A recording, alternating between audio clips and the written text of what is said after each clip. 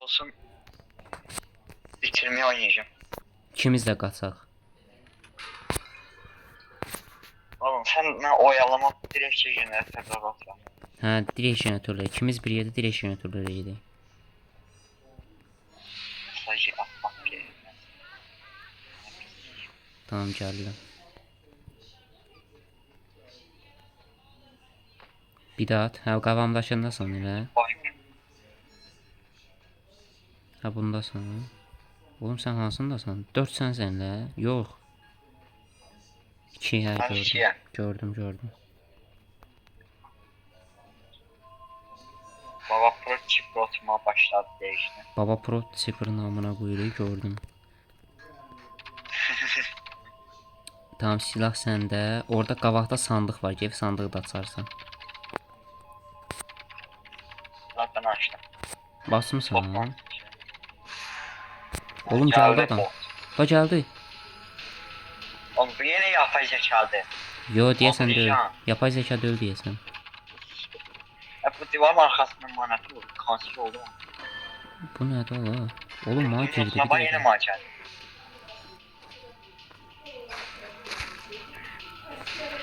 O məndədir.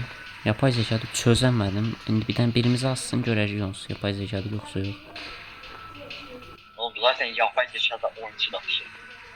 Ama bu karakter hızlıymış o ha. Sana ne oldu ama? Bilmirəm, mənə nəsə quş göndərdi adam. Mənə saldı, quşa getdi. Peki araç edene. Ben üstte jeneratörü lanetli. Şeydədir, aşağınızdadır, alt katda. Çıxdı oradan. Tamam, sən də jeneratörü rahat edə bilərsən. Mən bizimkini eləyirəm, bu ilk oturduğumuz. Oh my god.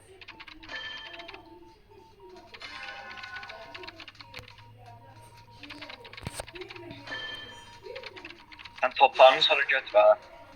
Top vurmamışam ki heç. Ha tamam işte. Oğlum.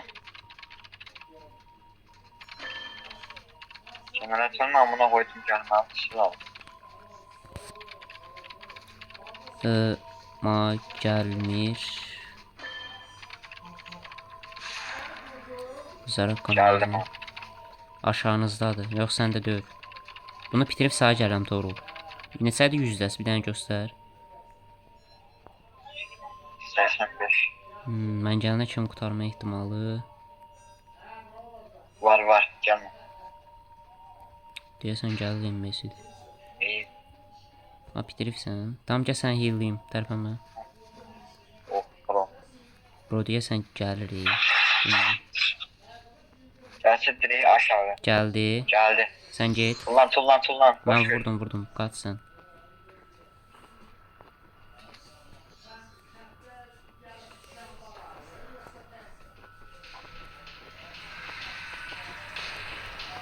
Tamam, sağa gəlir. Oh my god. Oh my god, what that?